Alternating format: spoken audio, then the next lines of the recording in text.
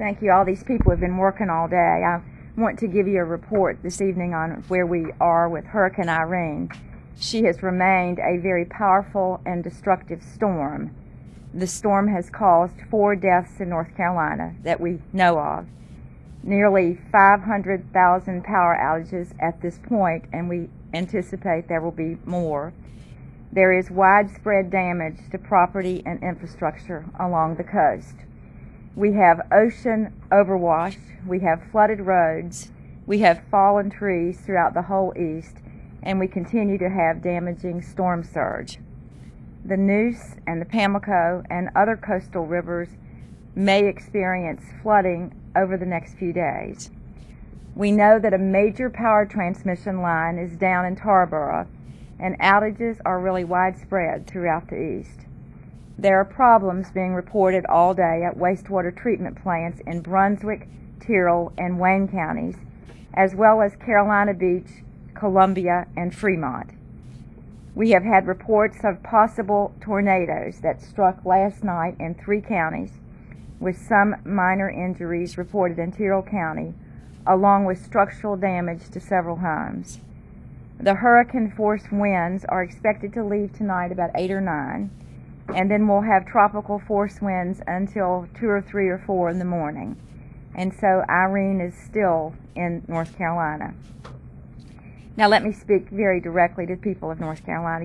If you live in the coastal plain, if you live in these counties that have seen Irene in our presence since last night, stay inside. It makes no sense for anybody to go outside with hot wires on the ground and trees down. Don't take any unnecessary risk for you or your family. The Highway Patrol has activated about 300 troopers. There are 600 on standby if we need them tonight and tomorrow.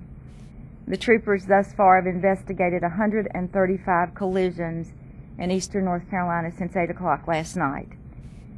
And again, a foot of water will turn your vehicle over and do you damage. It'll float your car. So if you are out for whatever reason and you run into water, please stop and turn around. As you might expect, numerous roadways will be closed tonight that we don't know about due to storm debris and fallen trees and downed power lines and overwash. If you have a road or if you have a road damage to report or travel directions that you need about safety, you can call the DOT information line at 511. For those of you who still have website activity, you can go to DOT's website, but the phone number is 511. The North Carolina National Guard has 414 guardsmen and women and airmen activated, with more ready to help tomorrow if we need it. We continue to have 7 helicopters in the state, 2 of which now are equipped with hoists for rescues in isolated or cut off places because of water. Nearly 40 more helicopters are available to us from surrounding states that have offered to help. Our swiftwater rescue teams and urban rescue teams and helo rescue teams are all in place, just waiting for the weather to clear if their services are needed. As of 4:30 this afternoon, we have 60 shelters that remain open with 5,540 folks in them. 3 emergency management distribution centers in Dare, Hyde, and Pamlico counties are set up, and they're ready to begin distributing food and water and tarps and all those essential commodities that people will need as they try beginning tomorrow to rebuild their lives in their communities. 3 emergency management distribution centers in Dare, Hyde, and Pamlico counties are set up now, and they are ready to begin distributing that food and water. The governor's hotline is up and going. 888-835-9966. 888-835-9966. Let me reiterate, this is not an emergency line, but if there's anything you need, if there is a problem that you're experiencing that you think the state or these resources at our beck and call can help you with, call that number. High tide is going on along the coast as we speak. from 6 to 7 p.m. this evening. And there are occasions where that might precipitate more flooding. In the southeast, where Irene began, we know that Irene has left, and there's word that Wrightsville Beach may be open. In the northeast, Hurricane Irene is still very, very active, and throughout eastern North Carolina, many of our people have sustained damages and are very worried. So very quickly, our assessment teams will be out there. They will be on the ground as soon as it's safe for them to do that. And by early tomorrow morning, you'll see people moving throughout your communities trying to get a handle on what has been damaged and what we can do to put North Carolina back together. I want to thank all of you for your patience. We've gotten through this almost, and we're at the end now, and we thank you. Thank you. Questions? Just like, speak to the governor, and then our colleagues will be able to hang on to that. Okay. Governor, I hope you didn't answer this one. Given the extent of the damage at this point, what are your people indicating to you as to how long it'll take to really start to get into helping the folks that need the help? Well, I think that some of the people are already being helped. I've been on the phone all day, as you can imagine, talking to folks I know in eastern North Carolina, and down east in Carteret County, I've talked to 3 or 4 communities where there's actually been some highway patrolmen in there and some road crews. Folks are cut off in parts of North Carolina, and obviously we're not going to get anybody in to do an assessment until it's safe. And so that's the bottom line for all of us. By early in the morning, I would believe that we'll be able to get into every community that's at risk or that's been damaged. Josh? Governor, other than getting folks out of harm's way, what's the most pressing issue in terms of fixing things or getting systems back on? Well, for me, the most important issue is doing an assessment to see what our human damages might have been. And we can always replace buildings and houses and build back the infrastructure, but we want to be sure our people are safe. And so we need to be sure that we can get the hot power lines up and make it safe for folks as they get out in these communities tomorrow and begin their own assessment. And from there, we'll go straight into it. It's all important, Josh, you know that. And so we'll take it piece by piece. But this team is good enough and deep enough that we can multitask at the same time we're focusing on human capital. Okay, last one, Ned. Governor, given how bad it looked at one point, so bad, how do you rate this? Do you feel you avoided significant damage, or was it worse than you expected, or less than you expected? I'm not good at rating hurricanes because in my book, any hurricane is a dangerous, mean hurricane. And whether this was a 5 or a 1, the state and our people have sustained some really significant damage. I don't know what the cost will be, but I think the cost is going to be significant. I'm pleased that we've got the federal declaration. By this time tomorrow, I hope to be able to tell you what our original estimates are. But my heart goes out to the 4 families who've lost somebody, and for all those others who tonight are worried about what they're going to do and how they're going to pay for this in this economy.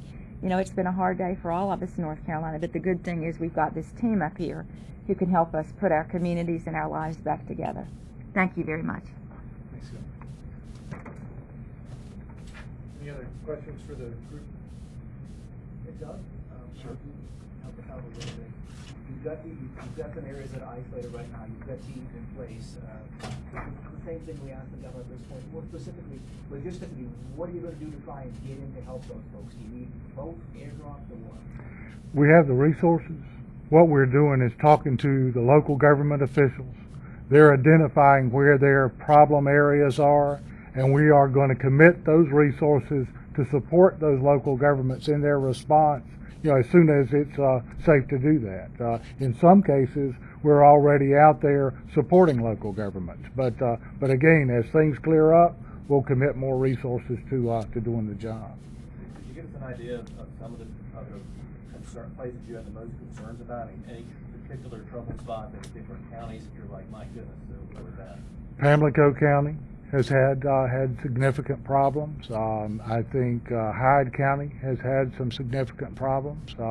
Those are 2 off the top of my head. You know, you've got Carteret County has had some impact out there as well. You know, so we've got places that we're focusing effort, but our Eastern Regional Coordination Center in Kinston is in direct contact with those counties. They have assets that belong to the National Guard, to our urban search and rescue teams, our swiftwater rescue teams, our medical assistance teams, and they're able to commit those resources to support those local governments. You had room in the shelters for like more than 18,000 folks. You had about 5,000 folks. Are you surprised at the small number of folks who took advantage of it? Not really. Typically, you get about 10% of the evacuating population will take refuge in shelters. They go to hotels, they go to friends and family and other places, or if they're tourists, a lot of them go home. You know, if it's the end of their vacation and they're not planning to go back and continue, then they're going to go back where they came from. So that's a typical way things do. So seeing how big Hurricane Irene is and the storm is getting ready to hit major metropolitan areas, are you concerned that North Carolina will be left in the dark in the days to come? Do we have enough state resources? Do you feel we might be left behind federally when you have larger populations being hit by the storm? Well, I'll speak to it, and I'd like for Mike to speak to it as well. I'll tell you that we asked the federal government for resources before this event. They offered, and we took advantage of that, and we had resources staged in Fayetteville at Fort Bragg. Now, they came to me today and said, if you don't need them, that being an urban search and rescue team, a large urban search and rescue team, and a disaster medical assistance team, if you don't need them, we'd like to offer them to other states that are having problems. So we went back to our regional coordination center in the eastern part of the state, and we said, do you need them? And they have gone back to the local governments in the eastern part of the state, talked to them, called me back, said, we don't need them. So I told Mike, we're going to turn those two pieces loose, and he can send them wherever he needs to. But I would like for Mike to speak to it, if you will. Yeah, we've seen no resource shortfalls. In fact, I have over 100 people here already, and this is just the storm hasn't even passed.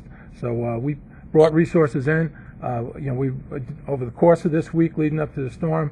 The great thing about North Carolina, they have a very well-defined matrix of what you do days out, and we partner with that, and we fulfilled every one of the steps that we were supposed to, and we really don't see where we're going to be shortfalled in any way, even anticipating what's going to happen up north in New England and New York and New Jersey. So the urban search and rescue and the medical team that you have released, do you know to which cities or states they may be going to? They'll be on standby right now. There's no requirement for them anywhere else right now, so we'll see. Doug, I have another question for you. If you could explain how the four people have died so far in this storm circumstances? In Onslow County, we have a report that a man was putting plywood on his windows and had a heart attack, and that was the first fatality that was reported to us. There was an automobile accident in Pitt County where a person was killed. There in Nash County, a person went out to feed his animals, and a tree limb fell and killed him. And the third or fourth person was in an automobile accident in Sampson County. The people who are under mandatory evacuation, they're going to want to return home tomorrow because it's supposed to be a beautiful day. Sure. That's a local government decision, and local governments, I'm sure, as soon as it's safe, as the governor has said, there are a lot of hazards out there, so as soon as they can determine that it's safe for people to return, obviously they want people to get back to their homes and start addressing, their own individual problems, certainly. Somebody addressed whether or not NC Highway 12, what the status is of that on Hatteras Island. Does anybody know? Has a new inlet been cut? And if anybody... I'm told that Dare County Highway 12 south of Oregon Inlet Bridge has some problems. Now, I'm not sure how extensive those problems are, whether it's just ocean overwash or whether in fact we actually have a breach. But south of Oregon Inlet Bridge is where I'm told the problems are.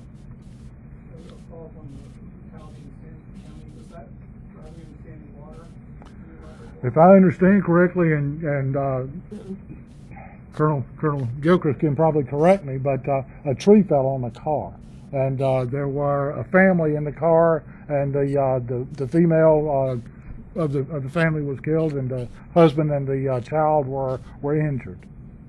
Is that correct?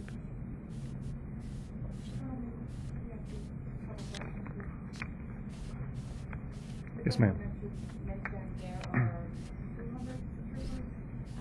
300. Excuse me, 300 out, 600 on standby. I know we've reported a trooper shortage. I mean, tell us about your resources for the highway patrol and what that means for the rest of the state when you have to do this all-out response. Well, 600 on standby means that they're ready to come if they're needed, so they're just in a standby mode. So they're not actually here, but they're ready at a moment's notice to be deployed. And so the 300 that are here, there's I think 48 here in Raleigh, and the others are in troop, which means some of those are resources that are already assigned to the region of the state, the coastal region. So hopefully that answers your question. But we have 600 that are just awaiting orders to come down if they're needed, but they're still in their duty station. And just while we have you up there, would you mind explaining the two-car accident? One was a hydroplaning accident, I believe, in Pitt County, and the vehicle ran off the road and struck a tree. And then, as Director Hull said, the other in Sampson County was a tree fell on the vehicle. What's your message then to drivers when you hear about these incidents and they cost lives now? Well, this event is not over, and so certainly now is not the time for people to leave. So they need to continue to stay where they are. And I guess as we move into the nighttime hours, the local jurisdictions will do assessments in these areas and determine when it's safe to drive. But unless someone has any need on an emergency, they should not drive tonight in these areas. Any others before we let these guys go? Can you give us a sense of how many people that are linked to emergency management are actually working this storm right now? I mean, what's the staffing levels for DEM? I mean, we're talking about hundreds, or we're talking about 1,000? I mean, just trying to get a sense. We have all these other numbers.